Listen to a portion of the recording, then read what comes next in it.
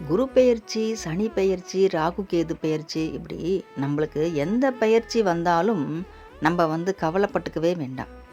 முருகனுடைய அருள் இருக்கும்போது அது எந்த ஒரு சூழ்நிலையோ எந்த பெயர்ச்சியாக இருந்தாலும் நம்ம சமாளித்து வாழ்க்கையில் நம்ம முன்னுக்கு வந்துடலாம். நம்ம வாழ்க்கையில் ஒவ்வொரு பெயர்ச்சியும் வர்றதப்போ நமக்கு ஒவ்வொரு மாற்றங்களும் நடக்கும். ஏன்னா நவகிரகங்களும் அது செய்யக்கூடியது ஒரு கடமை. அவங்களுக்கான கடமையை அவங்க செய்கிறாங்க. நவகிரகங்களும் நம்ம முன்ஜென்ம கருமாக்கள் இதெல்லாம் தீர்ப்பதுக்காக தான் நம்ம வாழ்க்கையில் இதெல்லாம் நடந்துன்னு இருக்குது. நவகிரக நாயகி நம்ம அம்மனோடைய கட்டளை தான் இது. நவகிரகங்களும் இந்தந்த மனுஷனுக்கு இந்தந்த காலகட்டத்தில் இந்தந்த பெயர்ச்சி எல்லாம் நடக்கணும். இந்த மாதிரி அவங்களுக்கு சிறப்பெல்லாம் நிறைய நடக்கணும்.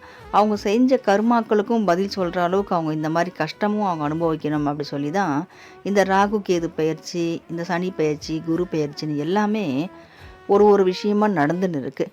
நம்ம முருகனுடைய அருள் நமக்கு இருக்கும்போது எந்த பெயர்ச்சியாக இருந்தாலும் சரி, அது சிறப்பாக இருந்தாலும் சரி, ரொம்ப கஷ்டமாக இருந்தாலும் சரி, எதுவாக இருந்தாலும் அதை நம்ம ஈஸியாக கடந்து வர்றதுக்கு முருகர் நம்மளுக்கு அருள் செய்வார்.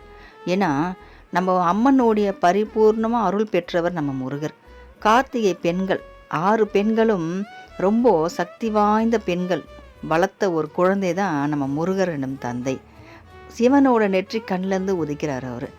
அப்போது ரொம்ப பவர்ஃபுல்லான ஒரு தெய்வம் நம்ம கூட இருக்கும்போது அது எவ்வளோ மோசமான ஒரு பெயர்ச்சியாக இருந்தாலும் சரி நம்மளை ஒன்றுமே செய்யாது.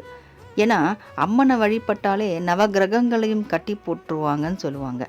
நவகிரகங்களைக்கும் ஆணையிடுறதே நம்ம அம்மா தான், சக்தி அம்மா தான். இந்த காலகட்டத்தில் இது நடக்கணும்னு நம்ம போயிட்டு அம்மாவை நம்ம வணங்கும் போது அந்த நவகிரகங்களோட பவர் கொஞ்சம் கம்மியாகும். அதே பவர் முருகன்கிட்டையும் இருக்குது. முருகனை நம்ம வணங்கும் போது நவகிரகங்களையும் கட்டி போட்டுருவார் நம்ம முருகர். மோசமான சூழ்நிலைகள் என் பக்தர்களுக்கு வரக்கூடாது. அவங்க ஏதோ தவறாக செஞ்சிட்டாங்க, இப்போ தப்பை உணர்ந்து இப்போ அவங்க நேர்மையான ஒரு வாழ்க்கையை வாழ்ந்துட்டு இருக்கும்போது நீ எப்படி அவங்களுக்கு அந்த கஷ்டத்தை கொடுக்கலாம் அப்படின்னு நவகிரகங்களில் அது எந்த கிரகமாக கூட இருக்கட்டும், நவக்கோள்களை சனியாக இருக்கட்டும், ராகுவாக இருக்கட்டும், கேதுவாகட்டும், எதுவோ சுக்கிரன், சந்திரன், இப்படி யார் எந்த சூழ்நிலையில், செவ்வாய், அப்படி எந்த சூழ்நிலையில் நமக்கு வந்தாலும் நவகிரகங்களையும் கேள்வி கேட்கக்கூடியவர் தான் நம்ம முருகர். நம்ம எதுக்குமே கவலைப்பட வேண்டாம். நம்ம முருகரை மட்டும் நம்ம நம்பி ஆத்மார்த்தமாக நம்ம அவரை விரும்பி வணங்கும் போது அவர் நம்ம கூடவே இருப்பார்.